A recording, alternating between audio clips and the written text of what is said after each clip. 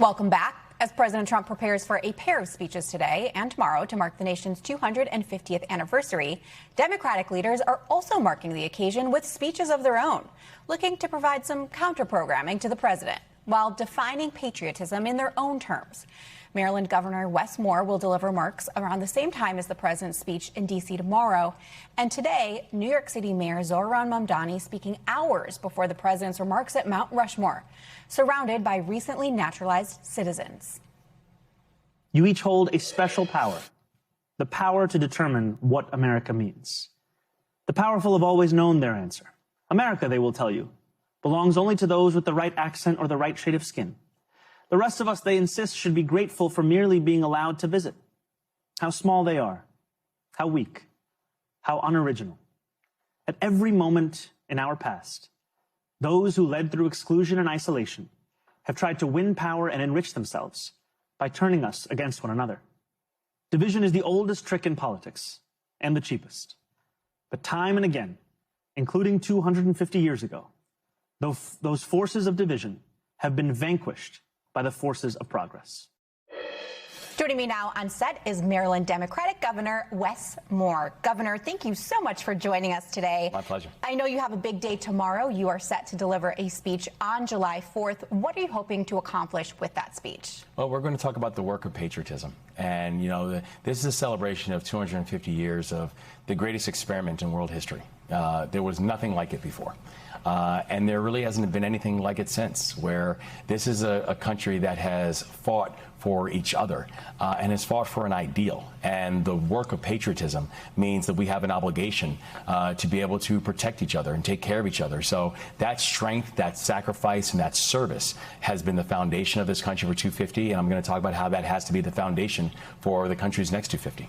You mentioned to Politico that you don't think the president is capable of meeting the moment of the 250th anniversary. What made you say that, and why do you think you are capable of meeting the moment? Well, I think his actions made me say it. When he said that he wanted to turn this into a political rally, when he said he wanted to use this opportunity to talk to his base, it helped me to realize that this is just a continuation of the fact that I think he is uniquely uninterested and disinterested in actually bringing the country to, as in Psalm 61, where it says, "Bring us to a rock that is higher than I." And so I think it is important that we do not miss this moment as a country to talk about patriotism. And patriotism is not political. It's not partisan. It is just simply saying there is a uniqueness to this country that we all have an obligation to protect.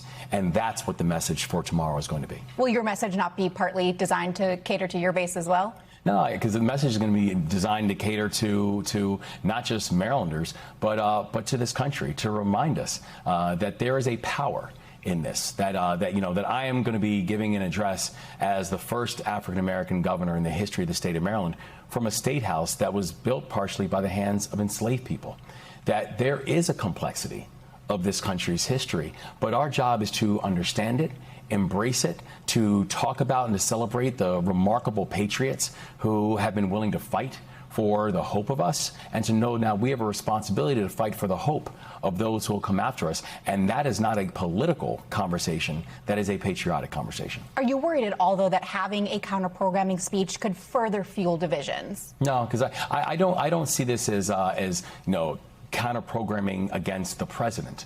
I see this as helping to fill a void. That I think it's our patriotic responsibility that when we see darkness, it's our job to introduce light. That when we see cynicism and naysaying, that it's our job to introduce hope. And I think that's what we've been trying to do inside of the state of Maryland. And also where I'm very clear, I'm serving not just Democrats, but Republicans and everybody in our state. And it's our job to make sure that on the celebration of 250, that we do the same thing for everybody.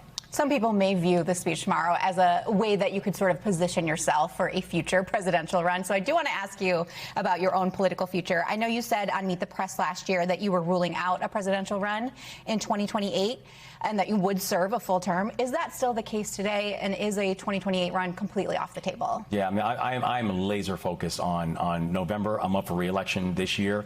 We're feeling. What about after November? Well, I'd say we feel very good because I think we have really important story to tell inside of Maryland.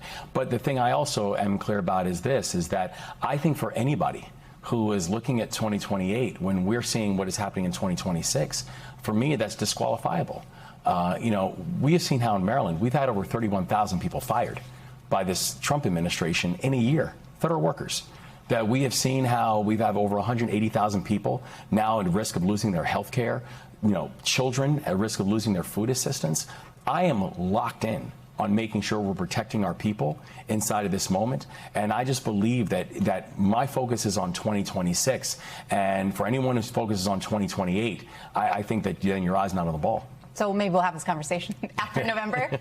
I do want to ask you about Michigan. You were just there this past weekend campaigning with the gubernatorial candidate, Jocelyn Benson. There's another really important race happening in Michigan, and that's the Senate race. There's an open primary. Democrats are going to pick who they're going to send to the general election. Where do you stand in that race? Well, as you said, I think Michigan Democrats are going to pick where they go. I mean, the reason that I was there in Michigan supporting Jocelyn Benson is both because she's an extraordinary candidate, but also because I understand the role of governors.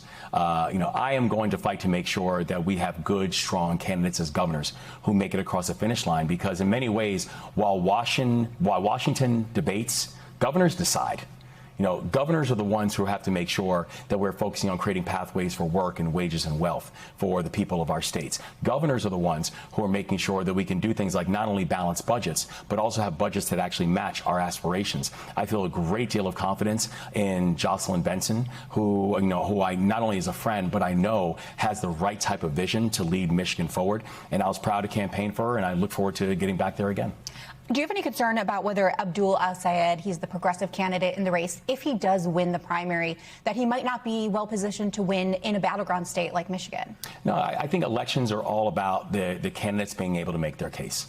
And I don't think it's about an ideology. I think about what happened in Maryland, where in Maryland we had an election the same day that New York had it, and I endorsed a whole slate, a leave no one behind slate of candidates in Maryland. And there was not a political tie that connected them. What they all connected to, though, and what the prerequisite for me to get on my slate was that, are you ready to disrupt the status quo? Are you ready to go in and say the way things are working right now are not working for working families? So we've got to be able to do different. We've got to be able to focus on work, wages, and wealth, and we've got to focus on getting things done. And our slate was wildly successful in Maryland, and it had nothing to do with an ideology. And that's where I think people are, where people are they're not focusing on the political back and forth and titles. They're focusing on who's focused on me. And the candidates that are doing that, I think, find themselves to be successful. Some of those candidates who find themselves successful have been Democratic socialists. We saw that in New York, saw it in Colorado. Do you think the Democrats should do a better job of embracing those types of candidates into the party? I think Democrats would be doing themselves a disservice by saying who does not belong. I think, right now, Democrats have got to, I know there's a lot of folks who are focusing their energy on saying what's wrong with Donald Trump, or what's wrong with this candidate, or what's wrong with that sect of the party. I'm focusing on what's right with the people of our jurisdictions and making sure we're trying to do what's right for them. And that's why I think that our message resonates.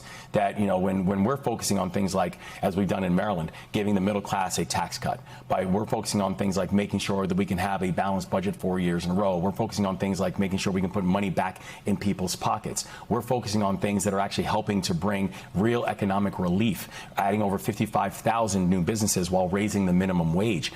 That's results.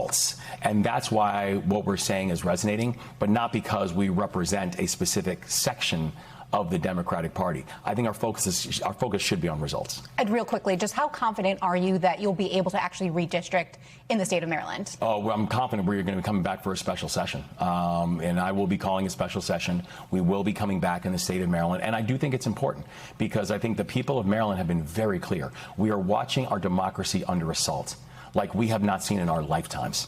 And going back to what we said before, there are people who came before us who are willing to fight and bleed and die so we could have the right to vote. And they're now looking at us and saying, now, what are you all willing to do to keep it?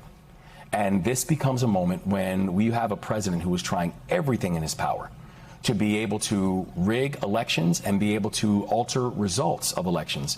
It is our responsibility that if parts of the country are going to have a mid-decade conversation about maps, then why should Maryland or anyone else sit on our hands? So we're going to do this. Governor, thank you so much. We really appreciate your time. Thank you so much. We thank you for watching, and remember, stay updated on breaking news and top stories on the NBC News app or watch live on our YouTube channel.